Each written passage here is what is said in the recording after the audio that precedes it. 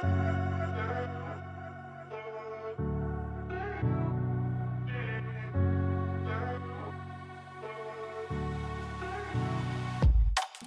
year is 2012. Obama is president of the United States. The economy is in a difficult, prolonged recovery from the Great Recession, and the legendary Christopher Hitchens has just passed away. And in this sparse, unforgiving landscape, in a cold month of winter, we find ourselves in that most brutal of film seasons, January. As you may or may not know, January has been considered the dumping ground for cinema, a calendar repository for those films deemed unworthy for Christmas release, undeserving of the summer season. But even in this dark, frozen time, 2012 was a year when the movie theaters still seemed to hold a tenuous grasp as a meaningful cultural meeting place. This was a world where online content seemed responsive to other media, not yet the central thruster of culture itself. One could easily argue that culture was on the decline. Transformers films, 2012 the film, to a proper snob, things might have increasingly seemed to be a bit stupid. But still, not so long behind us was Taken, Liam Neeson's punchy entry to a new career streak as an older action star. The next punch needed a target, and knock, knock on the door, who could be there but nature's Aesopian villain, the big bad wolf.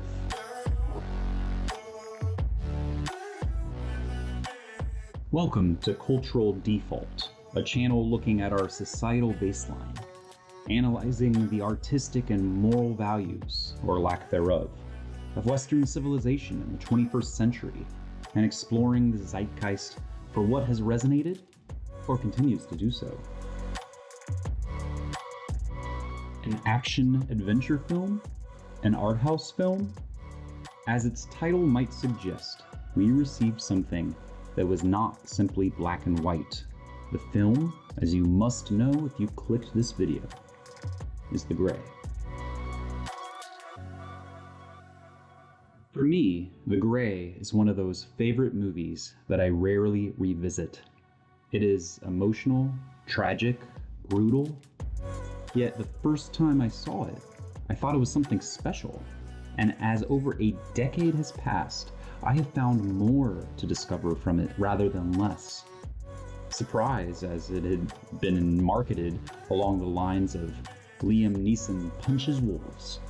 When I walked out of the theater, I was stunned to realize I had been bait and switched into a ponderous story of theology, meaning, and the will to go on.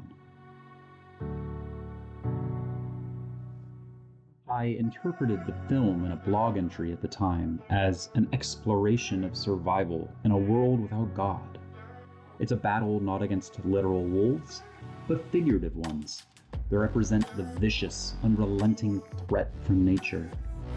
Years later, driving through rural Virginia, I turned on a conservative Christian radio station and heard a broadcaster remark upon the film as a cultural barometer, the grim story of a man who demands the heavens pay him respect, only to be answered with deafening silence. The Christian broadcaster picked up on the same atheistic messages that I did, but in retrospect, I think we were both missing an alternative interpretation that makes the film more interesting than a blunt rejection of God's existence. Although that is still a viable message to take from the film. The Gray is a film that allows the viewer to wrestle with the struggle of being human and reach the conclusions they will from that battle.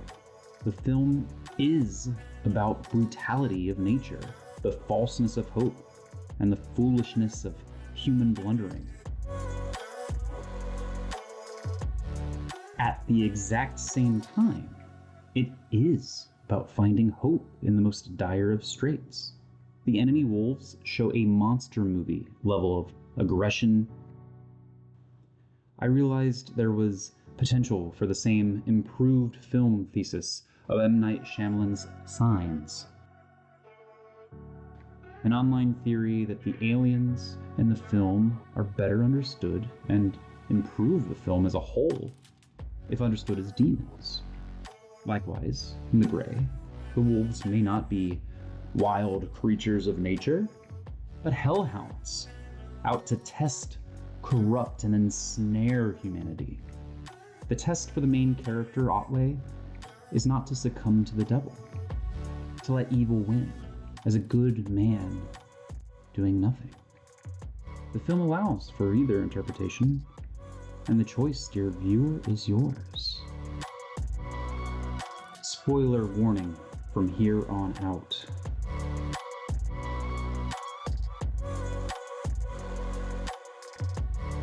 The film stars Liam Neeson as John Otway, a somber, terse man from the start, working in remote oil fields and on the brink of suicide. The film opens on shots of the natural splendor of Alaska, the film's setting, before he begins his narration. The audience is given a small glimpse at a lost love to whom he has written a goodbye. We see wedding photos, a flash of a ring. He says that seeing her again is impossible, but the details of this are, heretofore, unclear. Later in the film, it becomes clear that this woman has passed away early in life, most likely from some form of cancer. This female influence tells Otway, "Don't be afraid," and she seems to provide him a strength, even as a memory, well beyond her life. We quickly see the brutality of Otway's profession, shooting a gray wolf as it poses an imminent threat to oil workers. But afterwards, he shows gentleness to the dying animal. He is isolated, even relative to the other reprobates who constitute his co-workers, visibly distancing himself from other barfolk at the local watering hole. A fight breaks out in a hyper-aggressive, almost cartoonish way, complete with breaking tables. One of these fighting men is John Diaz, played by the now famous and versatile Frank Grillo. Bartenders continue to pour drinks as the fight goes on, and even Otway is barely fazed, downing a last meal of whiskey before leaving the brawl-filled tavern with his rifle. Later in the film, we learn that one of his company, Pete Hendrick, played by Dallas Roberts, seemingly a more gentle soul than most of these men, saw him leave and could see a spiritual defeatedness. The man assumed he would never again see Otway alive after that night, merely from his eyes and body language.